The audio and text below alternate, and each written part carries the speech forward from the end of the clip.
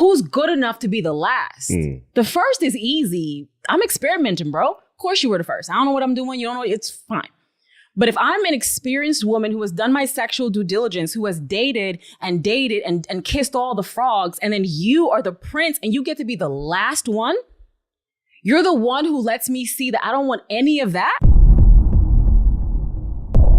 Hey guys, welcome back to the channel. So before we get into this video today, we want to ask you guys to please like the video and also subscribe to the channel. Also, you'll find in the link in the description, you'll see to become a member on YouTube. So go ahead and click on that. And also on Patreon, we also have some exclusive content and videos over there too. So go check it out. Let's get into slut shaming because I can't with you today. All right. It's the stigmatization of a woman. So let me stop it. Is stigmatizing a woman for engaging in behavior judged to be as promiscuous or sexually provocative?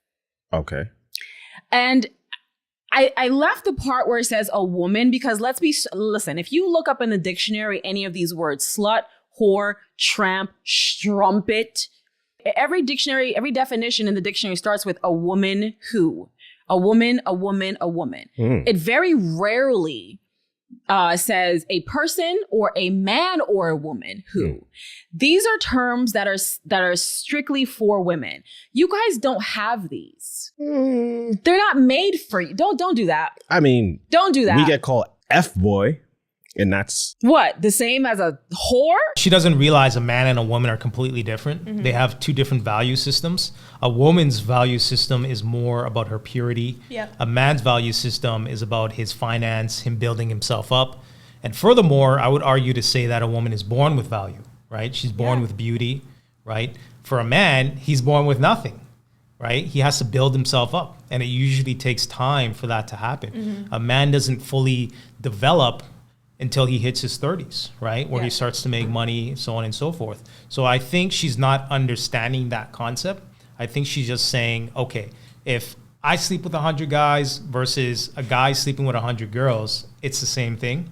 But she doesn't realize for her as a woman, it's easy to sleep with 100 guys. You can do that all day long. You know what I mean? For a guy, it's a lot harder. There's just so much more nuances behind it in order to be attractive to the opposite sex. Does it hit you? Does it hit you the same? Nah, it's definitely not the same. It's not the same. It's not. And the whole world doesn't do this to you and you're not judged by it. And then you're having your life ruined by it. Your work ruined by it. That's awful. Your personal relationships ruined by it. It's not the same. You guys don't have the whole world judging and telling you what to do with your body. We literally have the government telling us what to do with our bodies. The government. Somebody somewhere right now is changing a law that tells us what we need to do with our bodies, when and how we can get birth control, when and how we should even be able to get abortions or even just care, even just care. And then also when and how we should have sex and not have sex. Her issues are self-inflicted, right? You're opening your legs for Ray Rays and Pookies to ultimately skeeting you. I mean, yeah, you're going to get pregnant, right? And I mean, when you're looking at the medical procedures and things that you have to do in order to remedy these self-inflicted problems, the money's going to come from somewhere, right? And it's usually from the government, and the government is going to get it from the taxpayers, like you and I, right? So your actions have consequences, and you can't live life on video game mode thinking that you can just do whatever you want and nothing's gonna happen. Insecurities of men. And your insecurities are born in your penises and your wallet size. Because honestly, and I'm gonna be super frank here, I never heard a big dick man with not just big dick energy, not just BDE, but a man who's well endowed. I've never seen a well endowed man call a woman a whore. It's always the men who can't handle a sexually advanced woman in the bedroom. Listen, I have some thoughts about slut shaming, obviously. We're here to hear it. I got some thoughts about it. All right. Because I'm super passionate about this issue, obviously. I think women's sexual rights and just rights in general, it always strikes a nerve with me. And also, y'all men just drive me nuts. Not all of us. All of y'all drive me crazy. Well, all right. So, but before I get into all of that, back to Lori Harvey. I'm about to get on a tangent right now. Lori Harvey, I would say, like, if Lori Harvey was a friend in my head, if she was my friend, and she is a friend in my head, right? And I were to give Lori Harvey some advice. First of all, I have no advice for her. I have zero advice for Lori Harvey. Really? Yes. I think Lori Harvey is probably the first person that I've talked about on the show that I have no advice for. Okay. Because I feel like Lori Harvey did everything right. Lori Harvey kissed a bunch of frogs. And it's not her fault that none of them were good enough.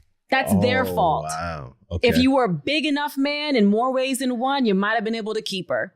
But you weren't good enough. You weren't big enough. You weren't man enough. You weren't something enough for her based on her standards, most likely. Wow. But hold on, isn't this a definition of hypocrisy?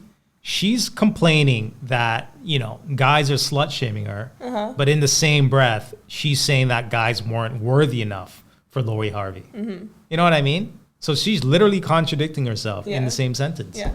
No, it's just, I'm just confused here. I don't know much about her. For instance, she clearly is Superhead. Passionate about, this is the Her first name's time I've ever Superhead. seen. Yeah. Legit, that's her name? That's her. Just to give you guys some context, she's a video vixen. Oh, she's one of those. Okay. Right. She was very popular in the 90s, early 2000s. Okay. She's been with a whole bunch of celebrities. This is why she's passionate. Okay, this makes sense now then. This is why she's passionate about it, Okay. because she's lived the lifestyle. Okay.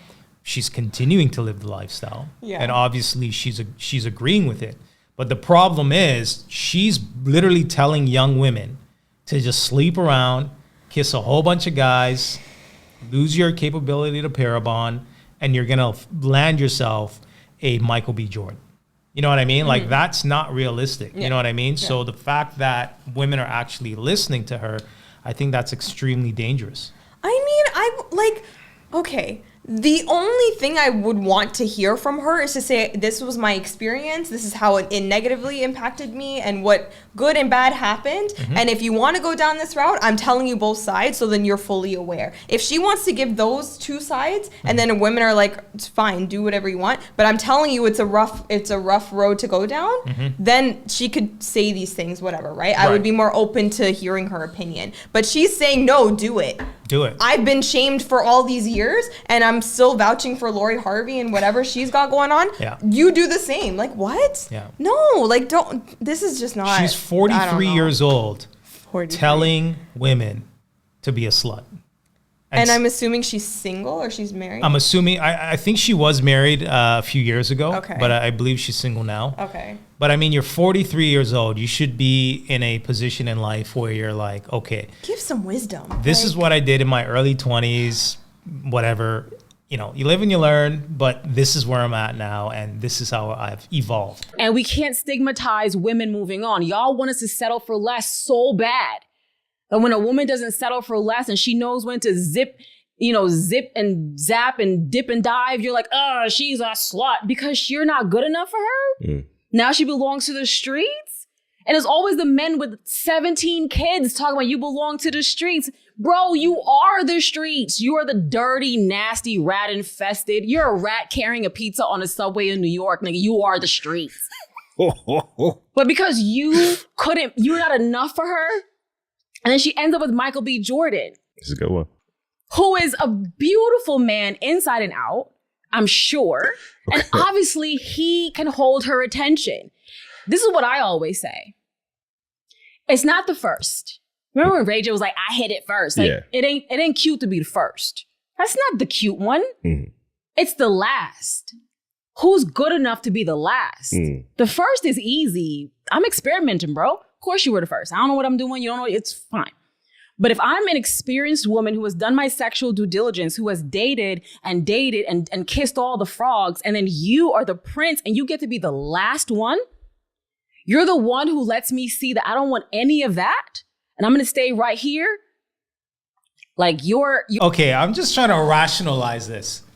I'm upset at Loki. So she's basically saying, just run through a whole bunch of guys. Yes. And the last guy I run through is the guy. Yes. He's the one. After the plethora of men and all the frogs that So you I'm kissed, supposed to be the cleanup guy that cleans You're supposed up. to accept all of that. Right. It's supposed to accept all that, clean up your mess, right? Your psychological issues, your daddy issues, your self-esteem issues, and then you come to me and I'm supposed to deal with that? Yep. It's not who's first, it's who's last. So I don't care how many frogs she had to kiss to get to her prince or her king.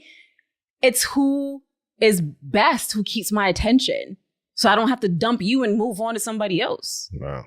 Listen, friend in my head, no advice for this girl. Okay. This girl, she did it right. I love me some Lori Harvey, by the way. Yeah. I love me some Lori Harvey. Me too. Right? Shut up. What? You can't say it. Only Why? I can say it. Why?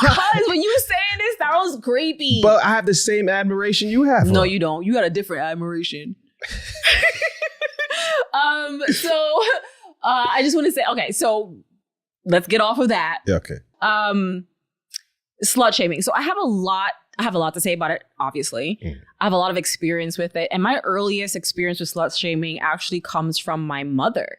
From the time I was, I think, like 11 Oh, wow. or so. Okay. Because slut shaming a lot of times has nothing to do with sex. It didn't have anything to do with my sex. I was 11. Sometimes it comes from other people's hangups about sex. Man, make it make sense. This is a tough one, honestly. Like, I think it's just funny to me that it always comes from the women who think they're like the hottest, like the cream of the crop, right? Like they always say these things because they think, oh, because I'm hot enough, doesn't matter how many guys I end up kissing or frogs you end up, dealing with, then it's always gonna work out fine for me. You guys let us know your thoughts in the comment section below. Would you wifey a woman who is more on the promiscuous side? Let us know what your thoughts are.